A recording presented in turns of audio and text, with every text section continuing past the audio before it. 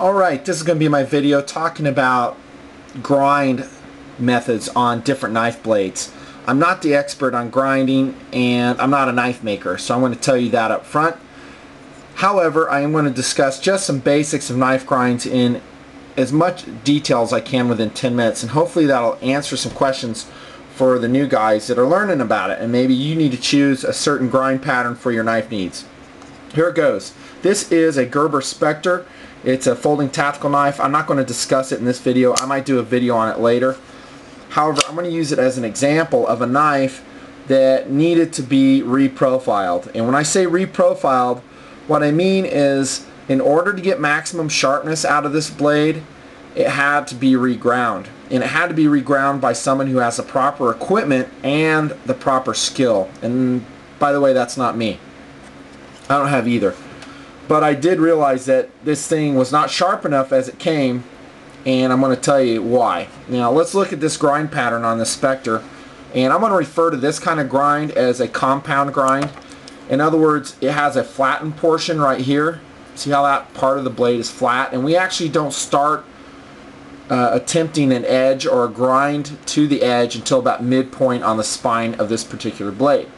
And then we grind it down, whether hollow ground or flat ground. I think the Spectre is actually flat ground from the midpoint of the spine, and then we get down to this edge.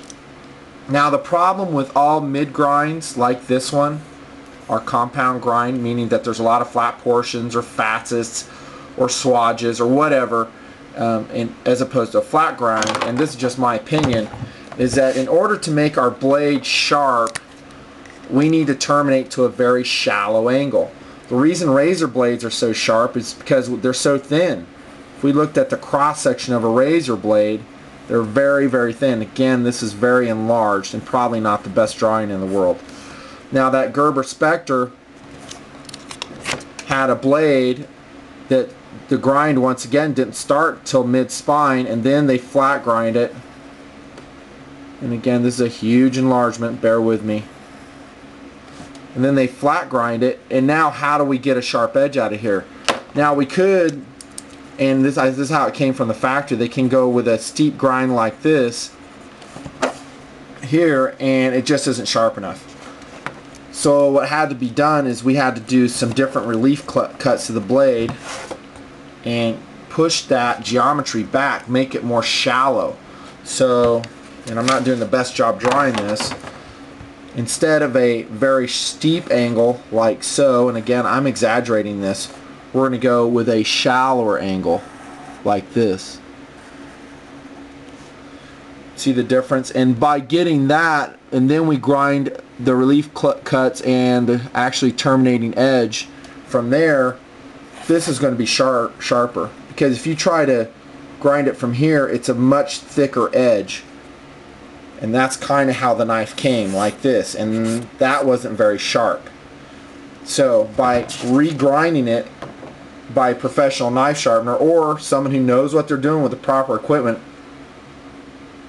you've backed that edge off quite a bit and made it into a shallower grind. And that way it's more razor-like and more sharp. Now let's look at a couple different grind, and I just got this off the internet. I'm going to use this as an example to answer some questions. When I refer to a full flat grind, again we're looking at the blade straight on in a cross-section way, and we're asking ourselves, how is that blade ground? The first one, and the one I really like for outdoor use, is the full flat grind, and that basically means that from the top of the blade all the way down is a wedge shape, and it basically terminates in your edge. They might have, you know, as you get closer here, it might go into a secondary angle to your edge, but generally your geometry is like it's depicted in this graphic, straight on. Now some say that those don't split wood good, and I find that's totally not true. I find they split wood very well. In fact, that's my preferred wood splitter because it is wedge-like. And the Rat 7, the Recon Scout, would fall into the full flat grind. As far as folding knives go, there are more and more offerings. The Rat 1, which I've done a review on, is a full flat grind, and I like that too. The disadvantage of a full flat grind would be that it carries a little more weight up here because none of it's ground out. And also, as we wear that edge out and we sharpen it over and over, again, this graphic, thank you to I think Fisher who made this graphic, I'm borrowing it. It's a very good indication what happens as we sharpen it. We see that that angle becomes steeper and steeper and our edge becomes thicker and thicker. You see that? So that's as it came, then we use it, that's our first sharpening, second sharpening, third sharpening, fourth sharpening, and then our stock has become thicker because we've moved our edge up and ground it off, so we're moving it up toward the spine of the blade, making it thicker. Now, all is not lost when that happens, but what you have to do is, again, take it back to your professional sharpener or find someone who can do it, or you do it yourself. But you're going to have to remove a lot of material and reprofile that blade just like this Spectre was done. And so the edge has been backed off towards the spine to make the original, or in this case it never had it, but a more shallower angle like this is depicting. And that's how our blade's going to get much sharper, is if we go a shallower angle like that. Okay, so that's a full flat grind, and I think it's very effective for all kinds of knives. It's not perfect, does carry a little bit more weight. And as you sharpen it, sooner or later you're going to have to reprofile your blade. And then the taper grind is what they call this one. That one's kind of I would revert to it as kind of what I said, a combination grind or combo grind, kind of rolled to the side. And then a hollow grind, a good example of that would be the Voyagers from Cold Steel. They're hollow ground. And what that means, let me see, actually I'll use this Spyderco Pacific Salt as an example. This is a hollow ground blade mid-spine. Okay, and it's got the big flats up here. You know, ideally we'd start that hollow grinding clear up here, but because of the design, the opening hole, they chose to do it mid-spine, and they actually do a good job of it. But this portion is hollow ground. One way you can tell a hollow ground blade is, be careful you don't cut yourself when you do that. But if you take the blade and you just run your fingers towards this end, you'll feel an indentation, and you'll feel that it's hollowed out, just like the graphic shows here. These cut better because there's less cutting resistance, since there's less friction on the side of the blade as it goes through the material. And also it tends to hold an edge longer sharpening after sharpening because it's thinner through the hollow ground area. Now this graphic here I think is a little bit incorrect. It shows it just going down to a tip. In reality, what happens in most hollow ground blades is it doesn't do that. It actually flares out a little bit, kind of like so. Kind of like a diamond pattern on the end. And if you can feel that on this Spyderco, you'll feel the flare out at the end. And that's what we'll wear. And eventually you'll go into the hollow ground portion, and it should still give you a good edge, and you can always reprofile it. But hollow ground blades are really nice. They're great cutters. They're great slicers. By the way, so are flat ground blades.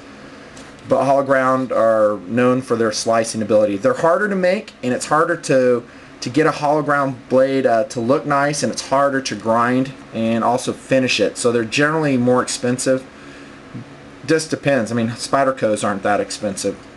And then another one in the graphic is the convex grind, and a good example of that would be the Fall Niven A2 Wilderness knives, and also the Trailmaster and Sanmai 3. Those are convex, and I think those are awesome grinds. They also are great wilderness blades.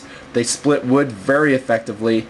However, it's very difficult to maintain the convex grind on them as you resharpen them, because it has to be roll sharpened actually, and it's very difficult. And in fact, on my convex blades, I've generally gone to a conventional grind as I resharpen them. So they're convex, then as I sharpen them, they actually terminate in a standard edge. So in a way, I've kind of dicked up that convex grind. But those are just the basic grind patterns. For outdoor use, I generally prefer a flat grind. Actually, all around use, I love a flat grind. And convex is more of a custom grind. You don't see that too often.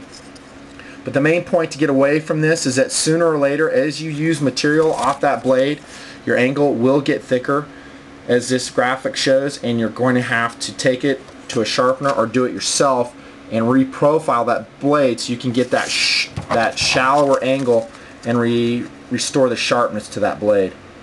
And by doing that, this Gerber Spectre is razor sharp.